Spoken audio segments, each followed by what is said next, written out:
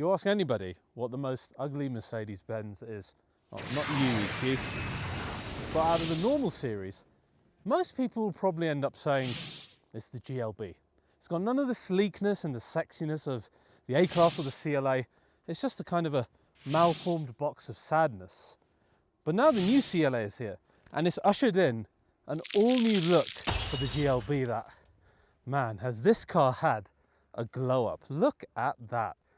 It is so much better looking than the previous one, but not only is it better looking, it's a smarter car under the skin, and it's available with a two-prong approach of EV and hybrid combustion. So our new GLB, this is your petrol hybrid version, and the EV looks almost identical, just with a change on the grille, just like we saw in CLA. And both sit on the MMA platform, which, like I said, allows you both EV and combustion. And the great thing about GLB, and something that was actually a huge hit with previous buyers, is the fact that this is both a 5-seater or available as a 7-seater as well, which is quite rare in the compact class, and something that you'll be pleased in this new one is even better because this car is 10 centimeters longer, which means second and third row, a lot more space for those passengers in the back. So join me today in this first look of the new GLB. We're going to look at the design, we'll look at the interior, then I'll peek under the skin and show you all the technical bits that you'll love to know. So join me, let's check out the brand new Mercedes GLB. So guys, today's episode of RBR is sponsored by a very special sponsor, and that is Exeter, the smart wallet company trusted by over 1 million customers. But let me start by being completely honest with you guys. I've been approached by a lot of wallet companies. I've done some in the past. And as someone who has used smart wallets, this one has blown me away. It's the upgrade I didn't know that I needed. This is their Card Holder Pro. It's a slim wallet that can fit 1 to 14 cards. But check this out. Whoa, that is the best I've ever seen. This is their metal card ejecting trigger, and it makes accessing these tightly packed cards so fun and easy. It gets better though. Not only has this got RFID blocking technology so no one can skim off your cards, but it's also got a massive add-on ecosystem. So you can tailor this to how you want it with all the various add-ons that they offer on their website. But my favorite add-on by far is this, their Finder card. And this is the missing piece in my life because I lose everything. Now I'm not going to lose my wallet. This you can pair to Find My app on your iPhone. It of course can slot neatly into your Exeter wallet. Now I can finally tag my wallet in a slim way, and gone are those days of losing your wallet, having to reorder all your cards and driving license. A thing of the past thanks to this. I chose the 3K carbon, obviously to match my cars, and I love the build quality and just how ergonomic and nice it feels in your hand. And finally, you do get a lifetime warranty as well. So it's going to be so fun to travel with. Now, speaking of travel, Exeter have sent me something else because they know I travel a lot for press trips. Check this out. This is their game-changing travel pack and portable vacuum kit. Pack your clothes in this tough nylon carry-on size vacuum bag and just use their portable air pump or any vacuum to compress the bag, and voila. 60% more space, waterproof, hygienic, so much smaller, and it can double as a laundry bag at the end of your trip as well, so hugely useful. Now they already have a huge 35% off deal on at the moment, but as an RBR viewer, you can get even more. Use the code REMOVE and you'll get another 10% off, or use this QR code here, there's a link in the description, and you can finally upgrade your wallet game or get a gift for someone you love. A huge thanks to Exeter for sponsoring this episode of RBR. Now let's get back to the car. Okay guys, new GLB. The ugly duckling got a glow up. And not only do I think it's better looking than the previous car, I also think it's better looking than the new CLA. Why? Yes, the CLA is sleek and it's a coupe and everything, but because they had to build the body to house the battery in the floorboard, you always see this EV bulk kind of in the middle, right? But you look at the new GLB, obviously because of the shape of it, it's hidden so much better and it suits the shape of car that much better. And then you compare it directly to the previous one. This one has so much more attitude, it has so much more muscle. You just look at the direct front end, how much more interesting the lights and the grille look. Then you look at the rear. There's so many nice little details around this car. So what I think we need to do, we need to start off with the design. We've got the AMG line here, we've got the Sport line in the EV as well. So let's have a look around both cars first, and then we'll come back and we'll have a peek under the skin. So guys, here's your new GLB. And like I said, design-wise, particularly from further away over there, you can see it's a lot squarer, it's got more muscle to it. What's nice is you look at the wheel arches and they're painted, unlike the previous one in the AMG line here, which again helps accentuate the muscularity of the side. It feels, I don't know, a little bit squarer, We'll get to the rear in a minute, which of course is quite different. But this whole light bar element and this new age grille, it just seems to work better in GLB than I think it did in CLA. I think not a lot of us really took to the CLA, particularly on the front end. We look at the front end of this, it really works for an SUV. Like, that light bar is more harmonious.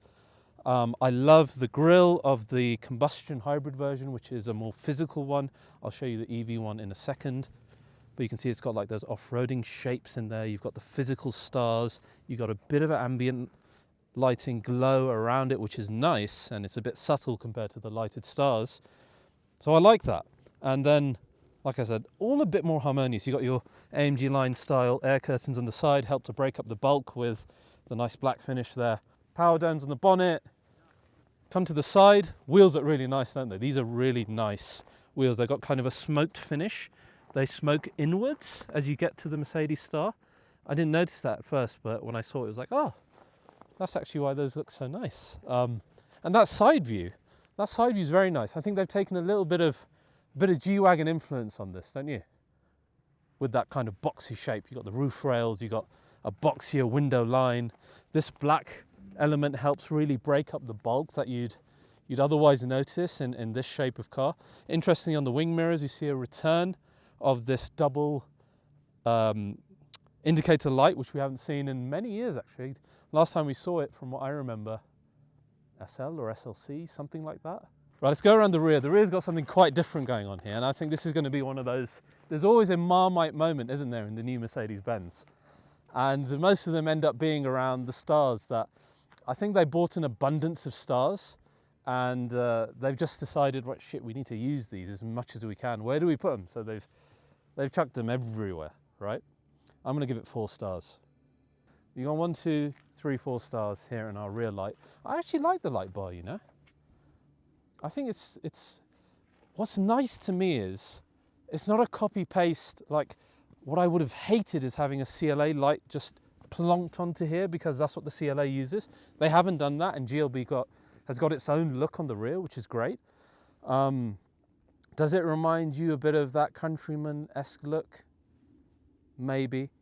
But to me, it's so much better than the previous one. You've got a nice little roof spoiler at the top. You've got the lower diffuser breaks up a lot of the bulk again. The light bar does as well. The badging is nicely placed in kind of the right place, in my opinion. You see more of, like I keep saying, you see more of the shoulders thanks to the painted arches. Overall, it's a handsome looking car, particularly compared to how ugly the previous one was. So, good job on that, Mercedes. Now, let's go and have a look at the Sport line and the EV, which is quite different looking. So guys, there's the EV version, Sport line. Let's go and have a look at it. Bit more colour in this one than the silver that kind of blended in with the mountains here in Austria. And yeah, Sport line doesn't look bad at all. Interesting wheels again, aero optimized, no doubt. And there's a lot of difference, obviously, in Sport line versus AMG line. Let's start at the front, where the difference is quite obvious. So the front end, obviously, we haven't got that AMG line lower bumper. And the main thing I want to point out here is the EV grille, which is the main difference you'll see on the other car as well, as I've shown you already, where this has got the lighted stars like we found in the CLA. I'm not going to count them. They're like, whatever they are, there's a lot of stars. Okay, there's a lot of stars, and that will light up at night. It hasn't got the border light like the combustion hybrid version does, and of course this is all solid because you don't need to have air going through into any type of engine. And the other difference, of course, between this and the combustion version is where the 1.5 litre engine goes in that. Instead, you have a frunk in here to give you actually more practicality probably than the other one, so that's not bad. Sport line, however, if you get the combustion version, will look the same as this, minus the grille. So you've got this different lower bumper. You still maintain things like the power domes, but then you haven't got the painted arches, which is a bit of a loss, isn't it? The chrome elements look nice. I like the chrome elements, like we have in our window line on our lower sill here. That looks nice. Like I said, the wheels. And again, the rear, we've got the same light bar. different lower diffuser with a massive chrome section actually, and no roof spoiler. It's nice that the Sportline and the AMG line have a different look. Sportline is a bit more elegance, like we used to have back in the day in Mercedes cars. But yeah, both pretty nice looking. Now guys, let's have a peek under the skin. And we're going to start with our combustion hybrid version of this car, which I think is going to be a super popular car in the entry level as an SUV for Mercedes, particularly with those 7 seats.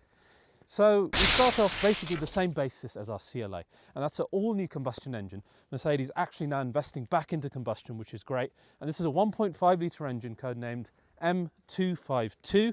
It's super compact, and it's got a lot of advancements that help keep it compact. It runs on the Miller cycle for combustion, which means it's really efficient as well. And that engine pairs up with a really advanced mild hybrid system.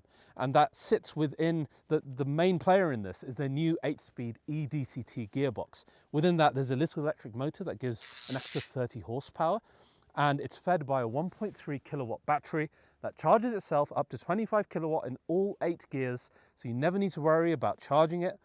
And that will essentially power all 3 power levels of this car. Now, they haven't said what power levels that will be, but we can take an educated guess looking at the CLA.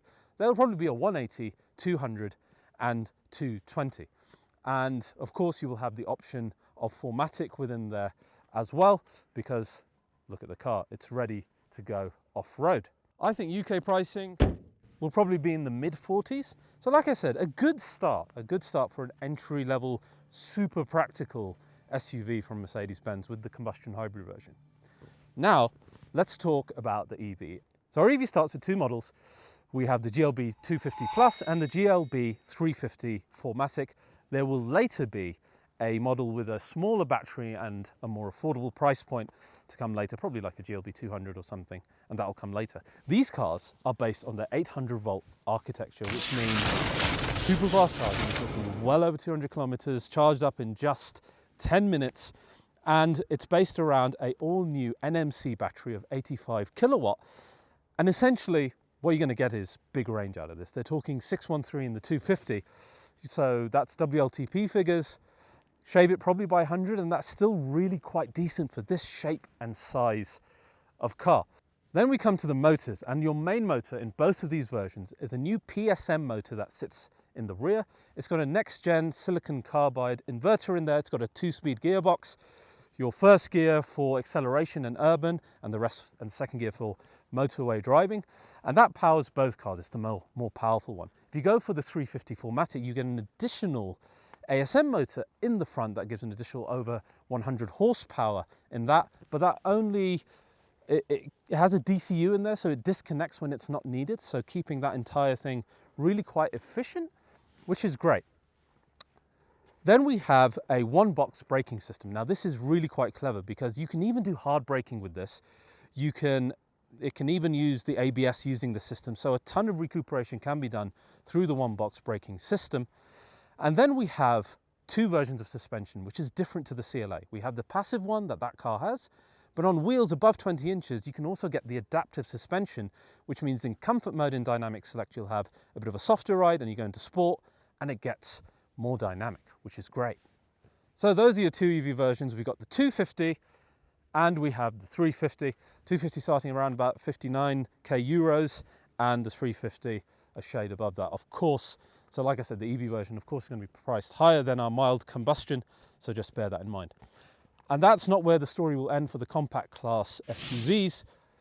I'm sure that a GLA will be coming in the future as well, which is bound to be a bit more crossover-like, a bit more sporty looking. It should have its own look to that car, which will be quite interesting as well, in an interesting entry-level SUV to the Mercedes lineup once again. Now, let's head inside and have a look at the interior, and particularly I want to show you that 3rd row inside. All right, we're indoors, slightly warmer surroundings, and kindly Mercedes have provided the original GLB as a comparison. So we compare it to the new one, which is so much better looking, isn't it? Look at that. Now, I didn't realize when we were doing the other 2 that we have actually an AMG line here, but in the BEV. So it's nice. Now, rather than me just rendering that, you can actually see what it looks like. And let's start with our grille here at the front, which you can see is pulsating with the Mercedes stars. You get a much better idea now what that looks like compared to, I still think I prefer the combustion hybrid grille because of the physicality and the kind of the analog nature of it. But that's quite, it's nicer looking, I think, than the CLA one because it's a bit concave. Then you'll see the light bar a lot better, obviously, when we're inside here. And like I said, just sits a lot better. So that is what the BEV looks like in AMG line, which is basically identical to the other one I showed you, other than that grille. The other nice thing is we've got some different wheels here again, so this is another wheel option that you'll be able to have.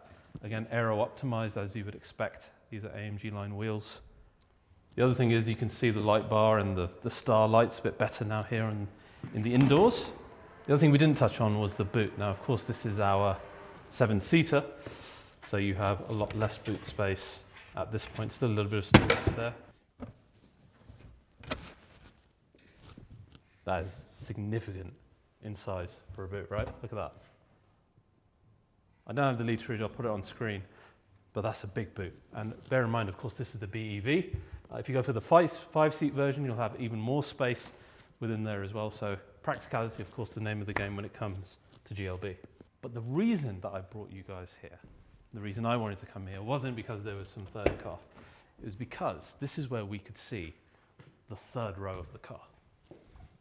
So this particular one is our 7-seat option. And you can see the third row in the back. We've got a 10 centimeter longer car, as we said, and a lot of that is coming to our rear passengers here, where we've got more room. Wow, this is spacious.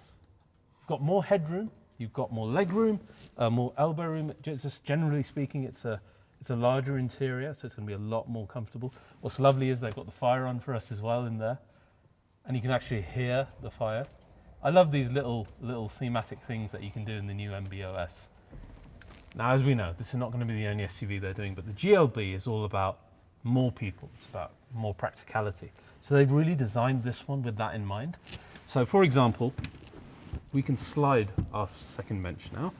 We also have the adjustability of the tilt, and the sliding of the second bench is really important for the rear passengers. We'll go into the third row in a minute. But for example, they said that you can fit 3 full-size child seats and 2 full-size ones in the rear, which previously was not possible. So a lot of thinking in terms of who is actually going to be using this and what type of practicality would they need. Now I want to try and jump into the third row, because we really struggled with that last time that Jamie and I tried it when we were in the US, I think. I don't think my arse is going to fit through this gap. And we were squished like sardine cans. So let's see if this one's any better. Now, let's try and get into this. Yeah, this is not great. I'm not going to pull all of that up, otherwise you guys aren't going to see it, but this is way more comfortable than it was. I'll try and find a clip of the previous one, but I'm 5'10" and I'm okay in here. They've increased the height apparently by 5 centimeters, which is no small amount, right? A lot of people rely on 5 centimeters. No, jokes aside, a lot more spacious. And I think the type of passengers are going to be using this, you're going to have, you know, either smaller kids or teenagers or whatever in the back here. Even someone like me, I'm not a massive adult, right? I'd be okay on a not massive journey sitting in the back here. Now that is it fully closed up. And you can see I still have space here. I'm not dying in here. So this is much better than what it was before.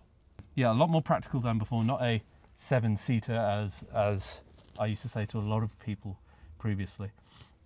And before we sign off, we do need to touch a little bit on MB.OS, because it's such a leap forward compared to what you have in other Mercedes cars. And what's cool is, look, if I want to get out, I just push that, and getting out is actually much easier than it was before. So guys, inside GLB in our front, you can see it is identical, copy-paste to the new CLA, which is no bad thing because, like I said, the MB.OS system is basically top of the range in terms of what Mercedes do at the moment. A good example is this, like the thematic fire thing. And I mean, yes, it's a bit of a gimmick, but it's cool that that is something that is very much possible within here. Now, with the new MB.OS, we have a number of different screens. This is your top version, which has your driver zone, your middle screen, and your passenger screen on this side. So you can see passenger screen as well. And there's a second version, which is your base version, which just has the driver zone and your central screen, and then that side is blocked off. So by standard, you still have the main screens that you interact with. And in addition to that, we have a heads-up display that you can just about see hiding back there, which is very useful when you're driving. But this is the basis of the interior. The system itself, if you want to know more about it, check out my full drive, the CLA 250 EV, where I go into a deep dive into what they've done with this. They've got an intelligent Mercedes assistant in here that makes use of GPT, Gemini, and all the top AIs at the moment to get information that you need, but it's also smart in itself when it comes to controlling the functions of the car. What's more important is that these screens are actually really quite responsive. You have an all new logic in terms of how it's using, which is taking a bit of getting used to for me, in all honesty, but you can see just how much they've expanded on the thematic elements. We've got Mercedes-Benz, terrain that we were just in now, which is very apt for this type of car and interior, cosmic glow, and then the whole theme, literally the ambient style, as they say in here, of the interior changes, including a little bit on the driver zone here as well, which is nice. And there's tons of them, and it's nice that you can really customize the car to your own liking. Yes, the whole thing is just a screen, and I totally agree with you on that, but at least you can customize that screen and change the look of it so it's not always looking the same. Things like the turbine vents are beautiful. Even the vents in the middle here are nice. We've got tons of ambient lighting, shading everywhere, lots of storage space. An all new switchgear that the compact class has now introduced, including a return to nice physical buttons in our steering wheels, like the older Mercedes steering wheels from the last generation. So them listening to customer feedback on that. The only thing I don't like, and I've said it many times, I don't like having the start button on the stalk here. And we found the plug-in hybrids using the stalk to actually shift gears, which is just a no-no as well. Hopefully they revert that shortly. But yeah, like I said, if you want to see a full deep dive of this system, check out the CLA 250 drive. I'll leave a link in the description. This is that same fantastic system that is really quite great to live with, and where things like the passenger screen now actually useful, with things like YouTube and gaming in there as well. So yeah, definitely check that video out. The other thing you will find that is unique in GLB is the terrain mode, which is a terrain driving mode, which also gives you the 360 camera in terms of seeing under the bonnet, the invisible bonnet, like you found in GLC, like in G-Wagon, because of course this is an off-roader and you expect that type of feature to be in the car. When you get one of these cars, make sure you get a color as well, because the colored interior looks so much better. We've got a lovely brown in here that breaks up all of the otherwise duller black single tone interiors. Yes, overall a great interior, big upgrade from previous GLB, and really at the top of what Mercedes do in terms of software and interiors. So just because it's compact class, don't think that is somehow a level below. Like I said, do check out that CLA video because it'll give you a lot of insights into how that system works if you'd like to see that. So guys, that's our new GLB. The third body style in the compact Mercedes-Benz, joining the two new CLAs. It's going to be the most practical one with the 5 and 7 seat options, and then to my eyes much better looking than the predecessor, particularly in that combustion version. And then huge performance, the EV with great performance, the ability to tow up to 2 tons as well, and then the combustion version matching it pound for pound, but in a more familiar and affordable package. Is going to be a really attractive car to buyers. And as we hoped when the CLA first came in, the GLB continuing that domino effect of pulling Mercedes back to the right direction where we wanted them to be, allowing us to choose the propulsion that we want in the body style that we think is better as well. So hopefully this is a trend that we will see continued in the future. I hope you enjoyed this episode of RBR. If you have, please do like and subscribe. See you guys next time.